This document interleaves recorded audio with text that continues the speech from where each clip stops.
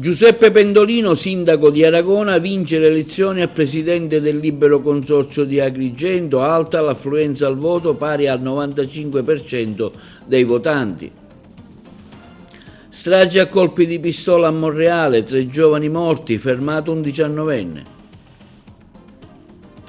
Incidente a una donna ieri mentre correva all'autodromo di Racalmuto, la polizia penitenziaria sequestra un ingente quantitativo di droga. Al carcere di Lorenzo, maxi sbarco a Lampedusa con oltre 300 arrivi, scoperta una frode in commercio dalla Guardia di Finanza di Palermo, sequestrati 2,5 milioni di piatti e bicchieri in plastica illegali. Continueremo a mantenere costantemente alti i riflettori accesi, quanto dichiarato dal presidente dell'Ordine degli Architetti di Agrigento, Rino Lamendola. Al via domani il secondo torneo Real Basket per gli studenti agrigentini. Panoramica degli eventi sportivi della domenica. Il Castrum Favara perde con la Regina in trasferta per 3-1, a forte rischio la permanenza in Serie D.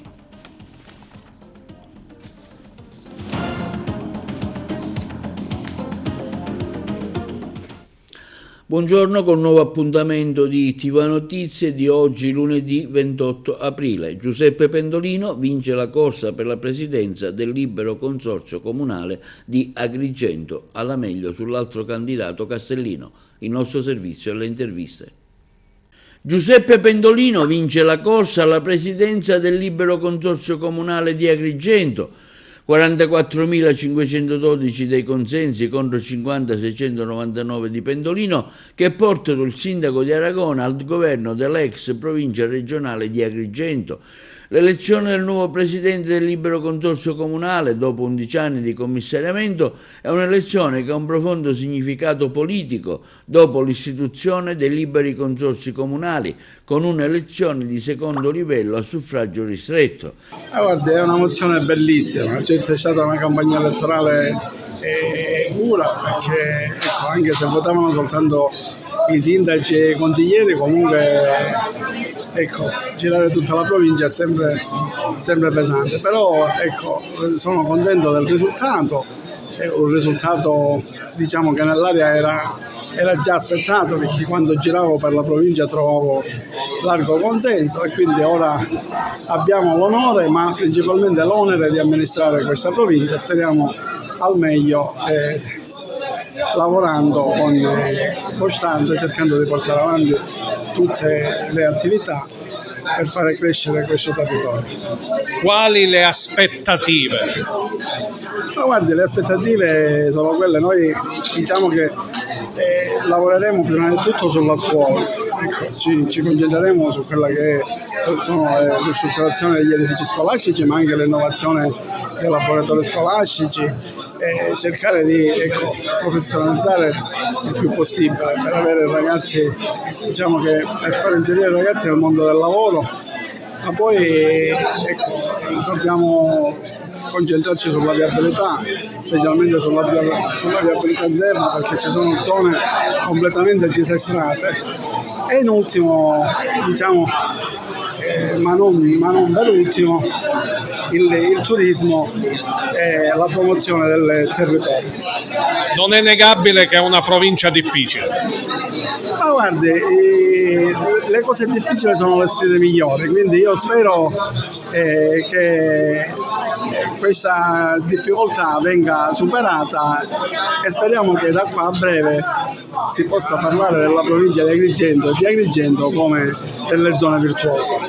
Vediamo la soddisfazione degli alleati che hanno appoggiato il candidato Pendolino. Per noi e per me è una vittoria sia della coalizione, della nostra lista, di questa scelta che abbiamo fatto, ma in primis penso che sia la vittoria della provincia, sia la vittoria dei sindaci che lo abbiamo votato, scelto, voluto.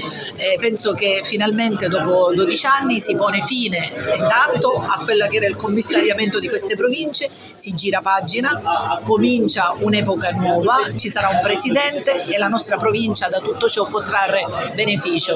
E ricordo a me stessa che questo momento è un momento che finalmente pone fine ad un periodo troppo lungo, diciamo, di commissari che hanno fatto soltanto e hanno svolto soltanto compiti essenziali.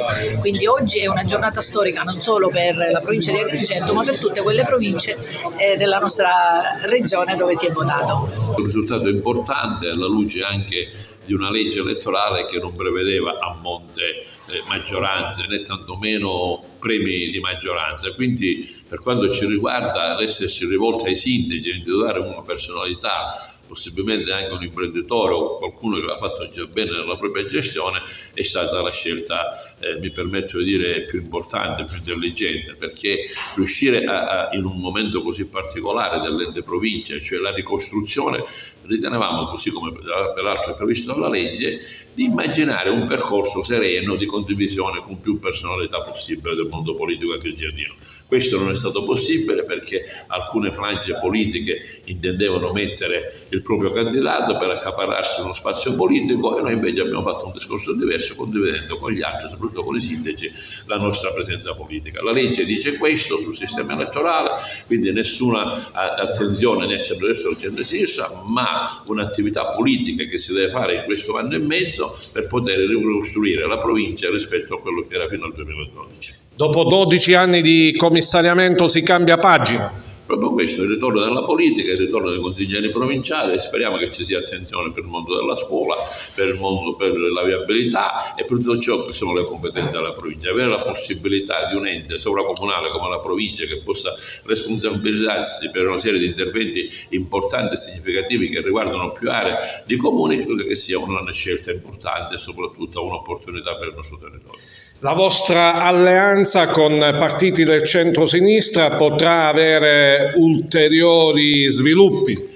Ripeto, la legge elettorale non prevede scelte partitiche di maggioranza o di minoranza. La legge è libera, c'è un sistema proporzionale puro che consente a ciascuno di potersi alleare. In questo momento mettere una bandierina a favore di un partito o di un altro, noi abbiamo ritenuto che non era il caso, bisognava lavorare tutti assieme per cercare di ricostruire un ente che in questi ultimi anni è stato soltanto commissario. Lei ha ricordato bene, 12 anni, e per quanto ci riguarda abbiamo preferito valorizzare il territorio. I sindaci diversi hanno accolto questa proposta, hanno individuato un soggetto politico che ha nel suo curriculum tante capacità non solo di amministrare ma anche di gestione di imprese che appartengono a se stesso e alla sua famiglia. Su questo noi contiamo che ci sia un rilancio della provincia di Agrigento.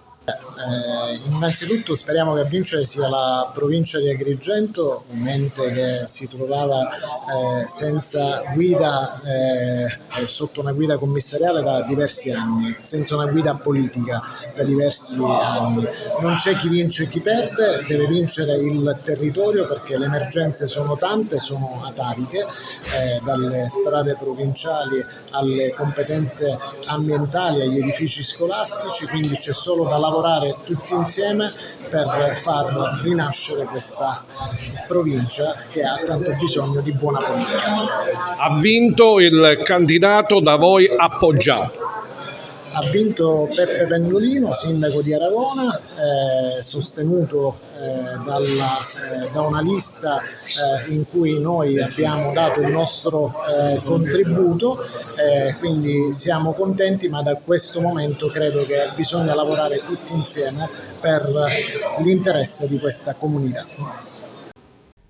Il segretario della CGIL di Agrigento, Alfonso Buscemi, desidera esprimere i propri sinceri auguri di buon lavoro a Giuseppe Pendolino, recentemente eletto presidente del Libero Consorzio di Agrigento. Auguriamo al nuovo presidente un mandato ricco di successi e di impegni per lo sviluppo e il benessere del nostro territorio. La CGIL è pronta a collaborare e a lavorare insieme per affrontare le sfide che ci attendono, promuovendo un dialogo costruttivo, un'attenzione particolare alle esigenze dei lavoratori e delle comunità locali.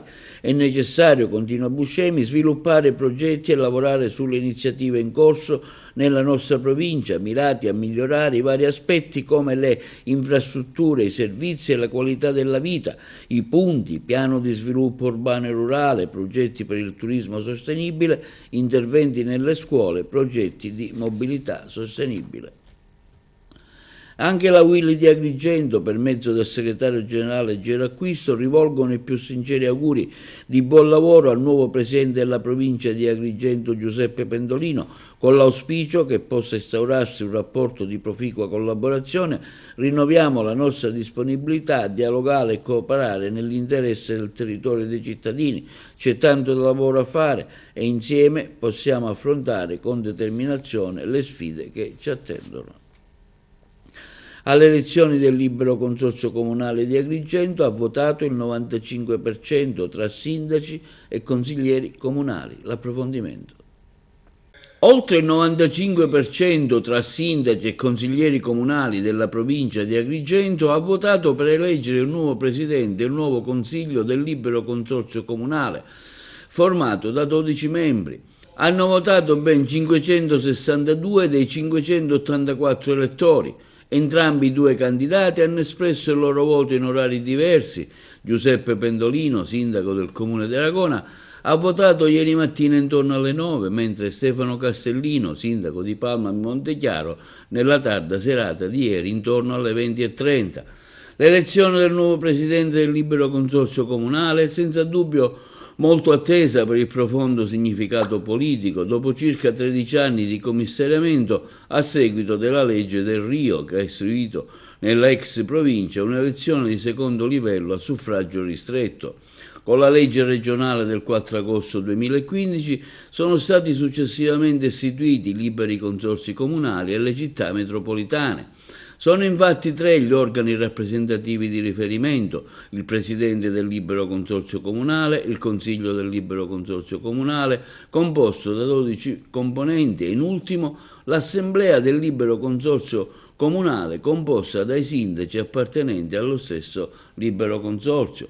Le operazioni di scrutinio elettorale sono iniziate stamani, sin dalle ore 8, che hanno visto la vittoria del candidato Pendolino su Castellino. Adesso si aspetta lo spoglio delle 6 liste: Forza Azzurri, Fratelli d'Italia, DC, Lega, Insieme per Agrigento, Uniti per la città, Insieme per la provincia di Agrigento, per l'elezione del Consiglio del libero consorzio comunale, composto da 12 membri.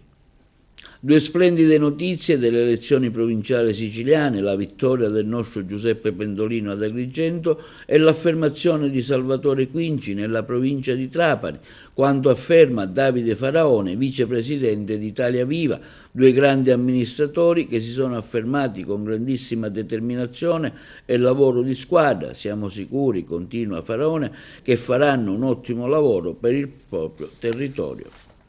Passiamo alla cronaca: strage a colpi di pistola a Monreale con 3 giovani morti, fermato un 19enne. Il servizio dei colleghi di Palermo.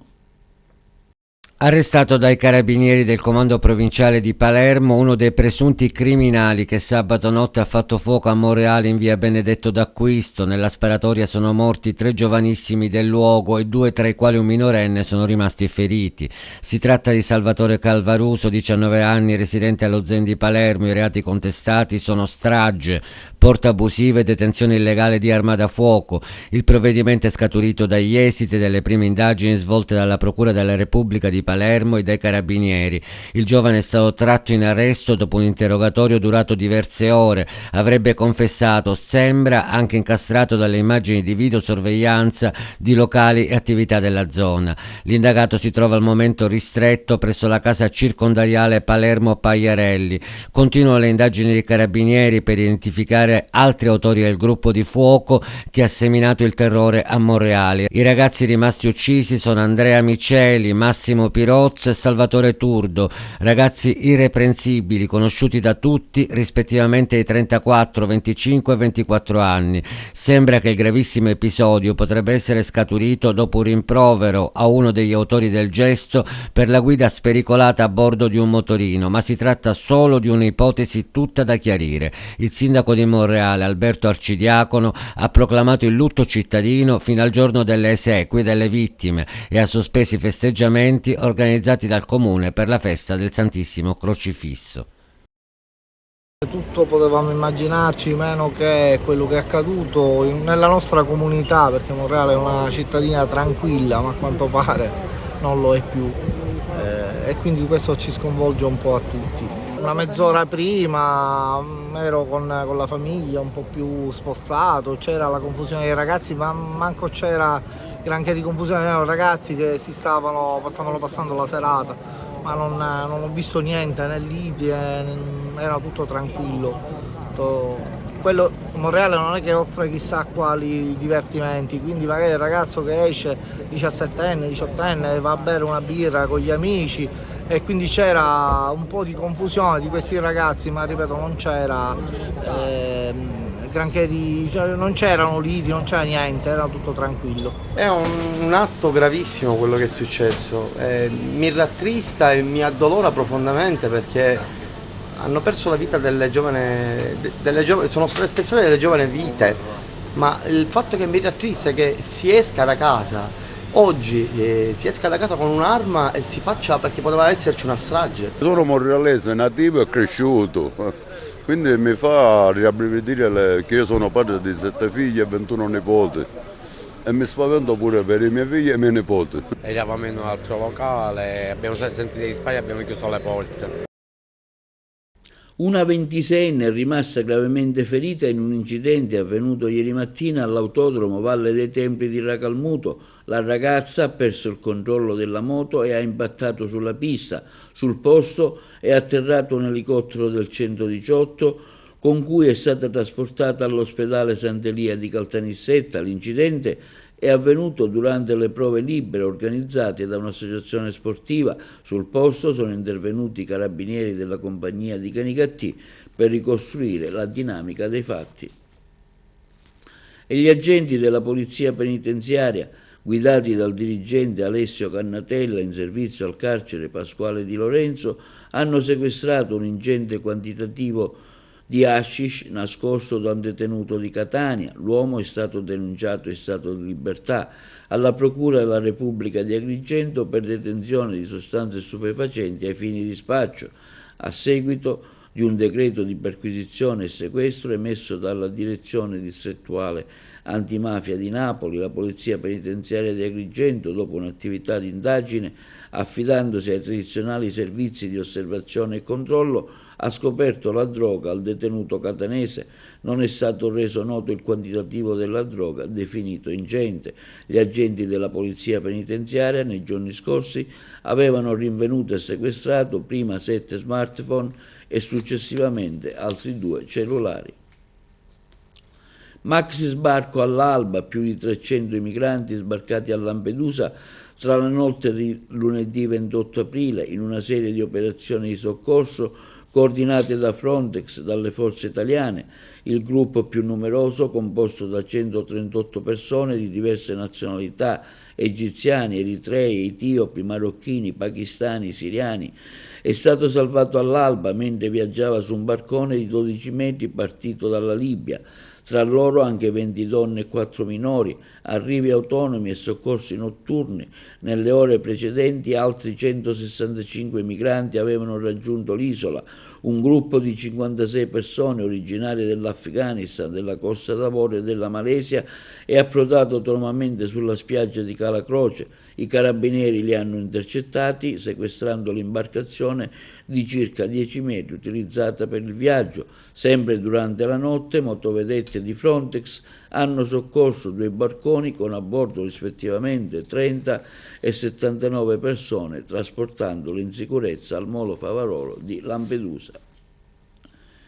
E i finanzieri del Comando Provinciale di Palermo, con i funzionari dell'Ufficio delle Dogane di Palermo, hanno sequestrato 2.500.000 bicchieri e piatti in plastica, in quanto sulle confezioni vi erano indicazioni tali da indurre il consumatore in inganno circa l'effettivo numero di pezzi presenti nelle singole confezioni. È stato ravvisato il tentativo di frode in commercio in danno dell'ignaro consumatore. Oltre al sequestro che è stato convalidato, l'importatore è stato denunciato. Sull'aeroporto di Palermo interviene oggi l'Ordine degli Architetti di Agrigento. Continueremo a mantenere costantemente i riflettori accesi, il nostro servizio. Non consentiremo che cali il sipario sulla vicenda aeroporto. Con queste parole il presidente dell'Ordine degli Architetti di Agrigento, Rino Lamendola, continua a tenere alta l'attenzione sulla necessità di realizzare uno scalo aeroportuale al servizio della Sicilia centro-meridionale.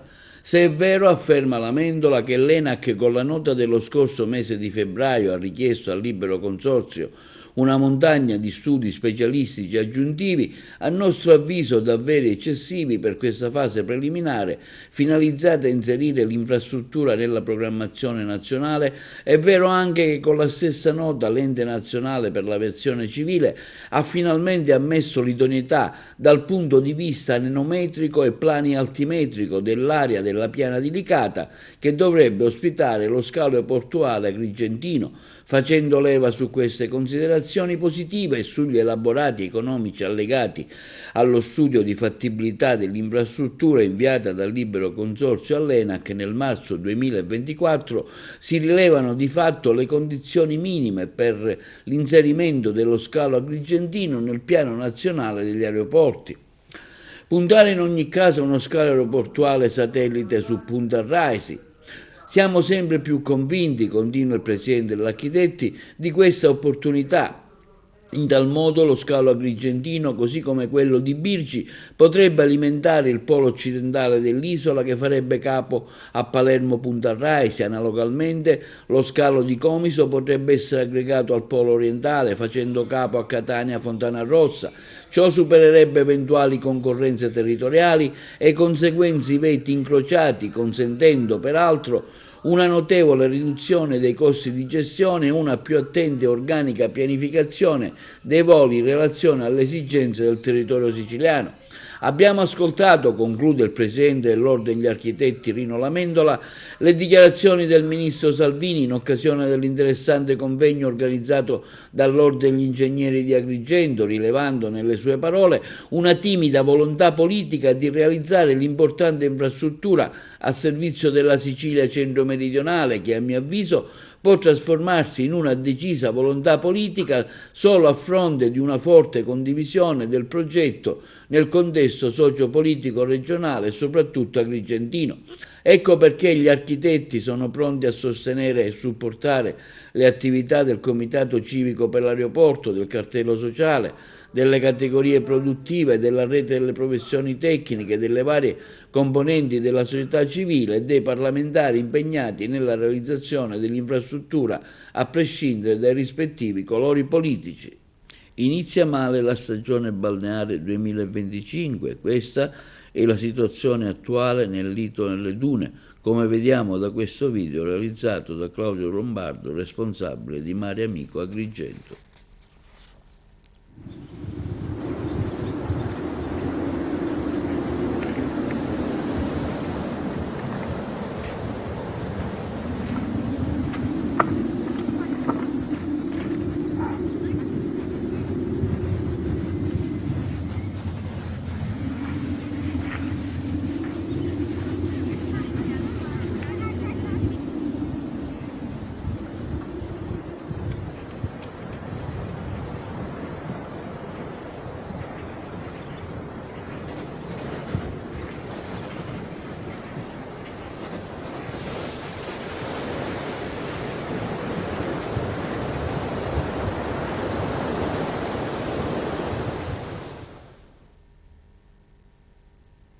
E nell'ambito delle iniziative culturali organizzato dal Liceo Leonardo di Agrigento si è svolto stamani un incontro con l'autrice iraniana Pegam Shirpur, che ha presentato il suo scritto sui diritti negati, La notte sopra Teheran. Le interviste ai relatori. Continuano gli incontri letterari, oggi si parla di una scrittrice che viene dall'Iran. Sì, oggi affrontiamo ancora una volta, direi, il tema dei diritti umani e lo affrontiamo ancora una volta accendendo i riflettori sulle condizioni delle donne nell'Islam. È un'occasione straordinaria perché a farci riflettere su questo tema oggi ci saranno due vere testimoni. La prima è una scrittrice iraniana, trasferita insomma dall'infanzia in Italia, che però ha tenuto aperta l'attenzione sulle donne, molte delle quali suoi familiari, sulle donne dell'Islam, del suo paese, sulla condizione delle donne nel suo paese, sui diritti negati delle donne alle donne nel suo paese. E la seconda è una testimone che già è stata nostra ospite iraniana, che anch'essa porta ai nostri ragazzi la propria testimonianza e il proprio percorso di affermazione e tutela dei diritti delle donne dell'Islam, anche diciamo, partendo da una visione ormai diciamo, più occidentale. L'obiettivo principale di questi incontri è sicuramente quello di rafforzare nei nostri studenti un pensiero critico e divergente, perché mettendoli nelle condizioni di poter confrontare i diritti delle donne nei paesi occidentali e quelli dei paesi dell'Islam, io credo che numerosi passi avanti possano essere fatti dalle nuove generazioni per l'affermazione dei diritti delle donne e soprattutto la tutela di quelli che purtroppo in alcuni paesi ancora mancano. Parliamo di questo libro, La notte sopra Teheran, quanto è autobiografico e quanto parla anche delle problematiche del luogo, cioè della vostra nazione. Diciamo parte dal mio vissuto per arrivare a oggi a raccontare quello che accade in Iran fino al settembre del 2022, quindi volevo da un lato raccontare la prima parte della mia infanzia che si svolge a Teheran e poi il mio arrivo in Italia, ma che comunque continua ad andare in Iran e racconto un po' quello che accade in tutti gli anni per arrivare fino al 2022. Ecco, di cosa parla esattamente il libro? Il libro inizia con l'immagine di mio padre che mi prende tra le sue braccia e da lì capisce che non era un paese sicuro per sua figlia e quindi ha iniziato a capire i tempi e le burocrazie per potersi trasferire in Italia. E quindi arriviamo in Italia dove io incontro tantissimi pregiudizi e stereotipi e se da una parte rinuncio un po' alla mia cultura di base perché era motivo sempre di atti di bullismo nei miei confronti, però poi con il tempo capisco che invece la mia prima cultura è importante e quindi la riacquisisco e cerco di portare avanti entrambe le culture che avevano poi ovviamente convissuto in me. Però contemporaneamente ho uno scambio epistolare e poi tramite email con la mia cugina Setare, che lei invece è rimasta in Iran e quindi poi racconta anche lei quello che accade a lei nel tutta la fase della sua crescita, anche i primi amori e fino al movimento Donna Vita Libertà. Ecco, perché è stato difficile inserirsi in Italia? Uno degli stereotipi qual è stato? Sicuramente per gli iraniani è complesso ricordare o spiegare che noi non siamo di lingua araba e non siamo di tradizioni neanche legate alla religione. Tutte le nostre festività derivano dal zoroastrismo, la nostra lingua è il farsi, di radice indoeuropea e quindi nonostante geograficamente sia collocata nell'area cosiddetta Medio Oriente, non ha una storia a sé, ha una lingua a sé e quindi è un continuo richiamare quello che è la storia, però partendo proprio dall'impero persiano, che è un po' quello che inorgoglisce tantissimo gli iraniani e che poi li distingue un po' per la loro provenienza e il perché oggi noi celebriamo tanto le nostre origini e perché le rivendichiamo con soprattutto il movimento Donna Vita Libertà. Ecco, avvicinare le due culture, iraniana e quella agrigentina, quella italiana, oggi attraverso la testimonianza di una collega che viene dall'Iran per raccontare proprio una storia vera che è successa. Oggi abbiamo l'onore di avere Pega qua con noi e fare un tocco e un racconto del suo libro che ci porta ai episodi di avventura di queste due ragazze, confrontarlo con diciamo, le vite di noi donne qua in Occidente. Io posso fare una testimonianza di mia vita in Iran, però sono anche un po' qua per ricordare a tutte le donne che i nostri diritti qua sono veramente sacri e anche qua dobbiamo metterci tutto per proteggerli. Linea alla regia per la pubblicità. E si è svolta ieri a Sant'Angelo Muxaro la seconda edizione della Sagra dell'Asparago, il servizio.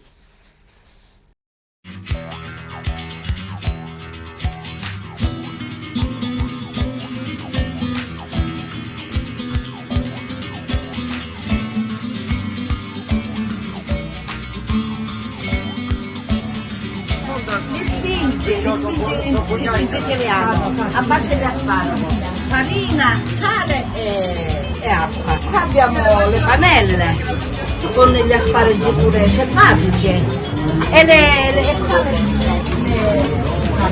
la frittata di asparagi, tutto a base di asparagi.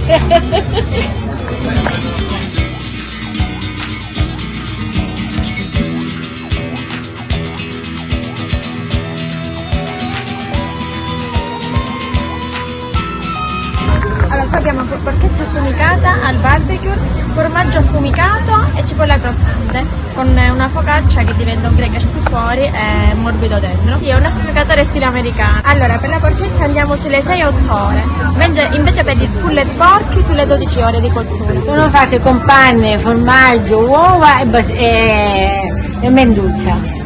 Quante ore di cottura c'è voluto? 10 minuti. 10 minuti per friggere, una mezz'oretta per mettere nella salsa. Quante persone avete servito già? Un 6.000. Casareccia con crema di asparagi e asparagi selvatici interi, con il soffritto classico che facciamo a casa, quindi cipolla, asparagi, olio, quello nostro locale, e viene fuori. Il pubblico gradisce? Gradisce tantissimo, oggi è stata la pietanza più richiesta. È buona, però manca la carne, è solo asparago con uova, pan grattato e formaggio e resta sugo. È stato un successone che ha superato anche le nostre aspettative. Quindi vuol dire che questo è un prodotto di punta del nostro territorio, che piace, sa farsi piacere, preparato in tutte le salse. L'arancino barra arancina è andato a ruba. Tutte le pietanze sono andate a ruba delle buonissime polpette fatte, come si vuol dire, all'antica, no? Le polpette di pane e formaggio e asparagi, quindi possiamo davvero ritenerci più che soddisfatti di questa seconda edizione e siamo già pronti a limare quello che si può migliorare, e siamo già pronti e lanciati per la terza edizione del 2026. Non ti nego che l'emozione è vedere il mio paese così vivo. Amo Sant'Angelo, altrimenti non farei politica per il mio piccolo borgo, non ci metterei assieme alla mia meravigliosa squadra degli assessori e di consiglieri, non ci metteremmo in moto altrimenti. Quindi siamo davvero orgogliosi di quello che abbiamo fatto, di quello che stiamo ancora per realizzare, di quello che realizzeremo. Davvero una bella emozione vedere Sant'Angelo così viva.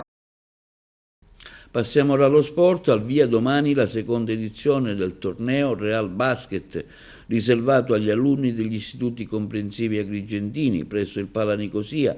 Giorno 30 la premiazione. Sentiamo Silvio Torregrossa, organizzatore dell'evento. Secondo torneo Real Basket presso il Pala Nicosia, con diverse scuole che vi partecipano. Sì, parteciperanno gli istituti comprensivi di Agrigento e in più l'istituto comprensivo di Porto Empedocle Luigi Pirandello. Questa è la seconda edizione e ci teniamo perché praticamente vogliamo ricalcare quelli che erano i giochi della gioventù famosi degli anni 70 e 80. Questo ogni anno cerchiamo di allargarlo. L'anno scorso siamo partiti con 4 società, quest'anno 5. All'ultimo momento purtroppo è venuto a mancare per problemi organizzativi la Quasimodo, ma ripeto, ci ripromettiamo di allargare sempre più anche ad altri istituti della provincia di Agrigento. Quando inizieranno gli incontri? Allora, domani ci sarà il turno preliminare, dove ci saranno le eliminatorie, poi mercoledì ci saranno le varie finali.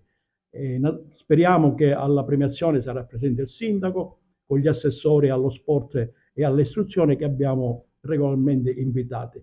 In più mi auguro che ci possa essere anche l'ingegnere Dino Barone come presidente del parco letterario, in quanto noi l'anno scorso abbiamo creato come Real Basket un protocollo d'intesa anche col parco letterario. Cosa vi spinge a fare queste iniziative che sono, ricordiamolo, assolutamente autonome, senza alcun sostegno pubblico? No, assolutamente, non c'è nessun sostegno pubblico né nessun contributo. Noi come Real Basket per anni siamo stati la società satellite della Moncada, abbiamo curato tutto il settore del vivaio, dal mini basket fino all'Under 19. Che cosa abbiamo? Abbiamo che tutti i dirigenti del Real Basket, dal presidente Bazan a noi, io, Santo, Portannese, Miceli, Maurizio e Tommaso, siamo dei vecchi sportivi della pallacanestro, abbiamo fatto basket negli anni 60-70, questa passione ancora ci consente di portare avanti queste iniziative. Ecco, a livello giovanile è seguito il basket? No, è molto seguito, devo dire che specialmente a livello di mini basket e di settore giovanile, che quest'anno comunque sta curando interamente la Fortitudo, c'è un grande seguito. In più mi piace dire che quest'anno abbiamo allargato anche al basket femminile, dove stiamo avendo interessanti riscontri di partecipazione. E vediamo ora una panoramica degli avvenimenti sportivi nella Serie D, dell'Eccellenza, i playoff e Coppa Italia di promozione con il Camarat e il Gemini. Ce ne parla il collega Carmelo Lentini. Terminasse oggi il campionato di Serie D, si andrebbe a giocare un play-out, ironia della sorte, tutto agrigentino, tra Castrum e Favara e Licata, ma c'è da giocare ancora l'ultimo turno e tutto può succedere. Se il Castrum Favara infatti vince con il Sant'Agata, balzerebbe a 33 punti e così eviterebbe i play-out se contemporaneamente anche Lena perdesse a Pompei. In questo caso il Locri va agli spareggi, mentre il Sant'Agata retrocederebbe direttamente in Eccellenza. Il Licata sarà ospite della Nissa, che in ogni caso, anche se andrebbe a fare punti, disputerebbe ugualmente i play-out contro l'Enna sul campo di quest'ultima.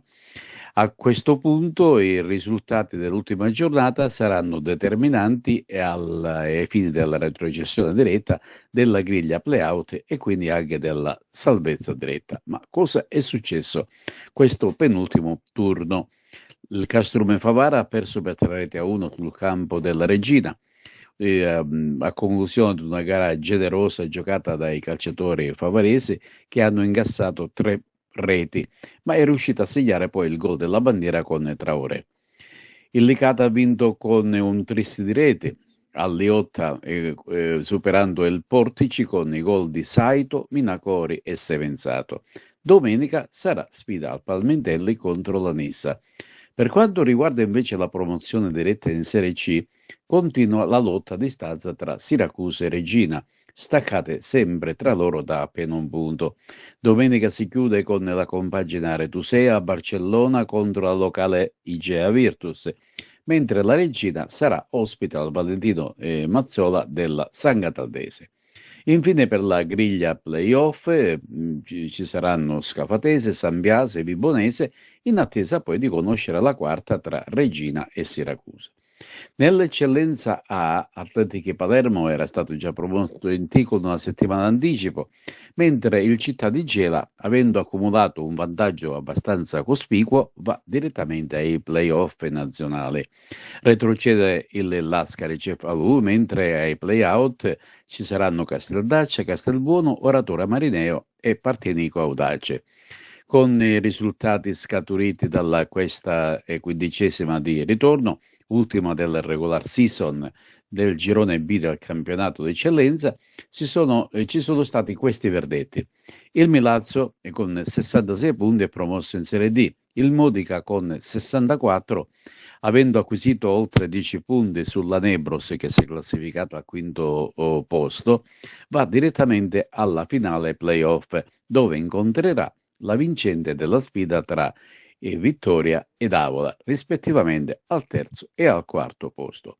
Ma scendiamo ancora di categoria. Ci sono ben 2 squadre agrigentine che si trovano ad un passo dal campionato d'eccellenza. Partiamo con la compagine agrigentina del Gemini del tecnico Piero Ancona, che ha superato nella semifinale di andata il Messana per 2-0. Avversario tosto, sinora imbattuto, che ha anche vinto il proprio campionato di promozione Girone B.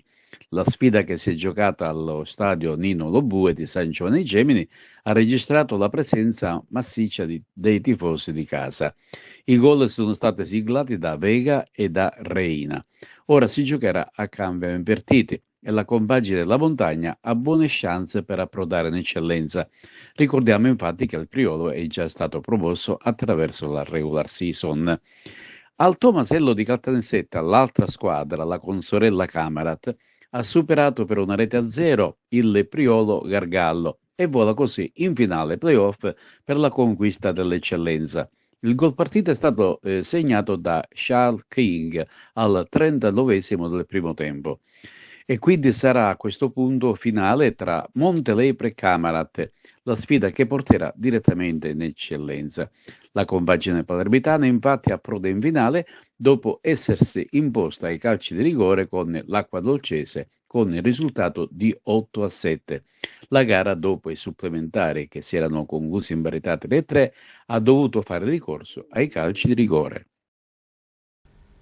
La Regina batte il Castrum Favara per 3-1, il risultato che rimanda all'ultima giornata di campionato il verdetto sulla permanenza della squadra in Serie D. Ce ne parla il collega di Favara, Giuseppe Moscato. La Regina batte il Castrum Favara per 3-1, risultato che rimanda all'ultima giornata il verdetto sulla permanenza in Serie D, diretta o da decidersi nella giostra dei play-out. I gialloblu di mister Infantino subiscono una sconfitta per certi versi preventivata, per cui tutto si deciderà negli ultimi 90 minuti in casa con il Città di Sant'Agata. Netta la vittoria della Regina, già a metà del primo tempo i calabri si sono trovati sul 3-0, merito di un approccio perfetto alla gara che ha visto i padroni di casa mettere subito alle corde il Favara, troppa la differenza in campo. 3 reti nei primi 20 minuti e partita praticamente terminata. La prima rete arriva al 9 con Ragusa, assist di Porcino, colpo di testa dell'ex Messina e gara sbloccata. Regina che trova il secondo gol dopo 10 minuti, assist questa volta è di Giulio Dori dalla sinistra, Barranco riceve, se la ferma, fa fuori un avversario e batte il portiere. Passati altri 2 minuti è Capitan Barillà che fa il tris. E così, dopo 21 minuti, praticamente la partita è terminata. Nella ripresa si registra una buona reazione del Favara che realizza la sua rete con Traoré. Ma sentiamo le dichiarazioni di mister Infantino in sala stampa. La verità sta sempre in mezzo. Io credo che sapevamo di affrontare una squadra che, come noi, ha l'obiettivo, ancora un obiettivo da raggiungere. E questo obiettivo noi e loro ce la stiamo giocando fino all'ultimo istante dell'ultima partita, è giusto che sia così. Sapevamo che loro approcciavano questa partita con molta forza, con molta veemenza, noi eravamo un po' più contratti, abbiamo sofferto molto la struttura fisica e tecnica di questa squadra che non lo devo scoprire io, le qualità che hanno, i campionati che hanno fatto, la gestione dei momenti che loro hanno. Poi c'è Bruno che io stimo tantissimo, un allenatore che ha idee chiare. La verità sta sempre in mezzo, loro erano forti, sono forti, cercavamo quel punticino che sarà determinante per la salvezza noi, perché l'atteggiamento iniziale sembrava proprio... Noi sapevamo, allora l'atteggiamento, noi giochiamo sempre un 3-4-2-1, abbiamo solamente spostato i 2 attaccanti sulle fasce perché loro fanno superiorità numerica in fascia, noi lì abbiamo degli under e volevamo rinforzare più, creare il 2 contro 2 in fascia, sapendo la loro forza e la loro partenza, perché il pubblico già e poi cercare di fare il nostro gioco. Non ci siamo riusciti, loro sicuramente con la struttura fisica hanno trovato questi gol di testa, però mi piace perché alla fine abbiamo giocato con 6-7 under, ragazzi che sono cresciuti tantissimo, soprattutto Traoré, che è un ragazzo che viene una sua storia particolare. Sono contento che Mirabelli, dopo 6 mesi in una partita che non esiste, che è stata con l'Agragas, si è infortunato e oggi l'abbiamo fatto ritornare in campo, e questo per noi è importante. Non c'è solo il risultato, non c'è solo nel calcio, dobbiamo anche smorzare i toni, dobbiamo vedere anche la qualità delle persone, il rispetto per le persone, e noi abbiamo portato a Mirabelli che 6 mesi di inattività, con una partita che avevamo vinto e ce l'hanno tolta, ha esordito, e questo sono contento. Il ragazzo piangeva perché ha passato 6 mesi di inferno, perché ha avuto 2 operazioni al ginocchio, e siamo contenti. Non erano i punti a Reggio Calabria, come noi l'abbiamo persi in casa i punti, abbiamo fatto troppi pareggi e questo ci ha portato a questa sofferenza, però siamo ottimisti perché poi alla fine abbiamo visto anche altri risultati. C'è ancora una porta aperta per la salvezza diretta. Se non succede, abbiamo detto che il play-out sarà un'altra possibilità per salvarci. Senta mister, la prima sostituzione, quella di Palermo, è stata una scelta tecnica, tattica? Oppure... È un ragazzo diffidato, per noi è importante. Per noi è importante. Dopo il 3-0 sarei stupido io a tenere la piana, Palermo diffidate, quando io mi devo giocare la vita domenica, cioè c'è il campionato domenica, allora sarei sul 3-0, cosa mi vado a cercare? Altri problemi? E allora ho dato la possibilità dei ragazzi che hanno giocato di meno, che hanno voglia, che sono cresciuti tanto. Camillero in 2005, Traoré in 2006, è entrato Bontà in 2007, cioè le partite servono anche a questo, per fargli capire cos'è il calcio, perché venendo a Reggio si respira i campionati che la gente ti dimostra se vuoi fare questo mestiere o no, se hai le qualità caratteriali, tecniche per fare un certo tipo di calcio che noi abbiamo avuto la fortuna di fare. Però io devo fare i complimenti alla Regina, perché ha dimostrato veramente gestione dei momenti, qualità tecnica. Poi il secondo tempo abbiamo fatto bene perché loro sono troppo forti nella gestione dei momenti, cioè, hanno rallentato i tempi, non c'è partita secondo me, gli organici sono molto ma molto diversi, per età, per esperienza, per qualità. Io dico sempre che quando quello che spendi hai è così. Noi siamo contenti del percorso. Dispiace perché eravamo in una situazione che potevamo dare più possibilità a dei ragazzi locali di fare esperienze in Serie D, poi ci siamo ritrovati in una situazione che non pensavamo, perché dopo la vittoria di Locri eravamo ottavi e dopo 2 giorni, il mercoledì, ci siamo ritrovati con 27 punti, 6 ultimi. Vai a capire queste persone, questi giocatori che con poche esperienze di categorie vai a gestire, poi inizia l'ansia della partita, inizia l'ansia della prestazione. E noi questo un po' l'abbiamo pagato, però siamo positivi perché la squadra ha corso per 90 minuti, stanno bene, dispiace per Varela, speriamo che non ha niente di grave, però siamo contenti. Faccio i complimenti alla Regina, faccio i complimenti alla società per l'ospitalità che hanno avuto nei nostri confronti, in bocca al lupo e vinca il migliore. E questo è tutto per la nostra edizione odierna di TV Notizie. Vi ricordiamo che i nostri programmi si possono vedere in tutta Italia sul canale 268 del digitale terrestre, per chi ha le smart TV, in streaming sul sito www.televideoagrigento.tv, il telegiornale sul canale 93 di Video Sicilia alle 15 e alle 20, con replica la mattina alle 9. Inoltre i nostri servizi, compreso il telegiornale, si può visionare sul canale YouTube di TVA Televideo Agrigento. E questo è tutto, vi auguriamo una buona serata.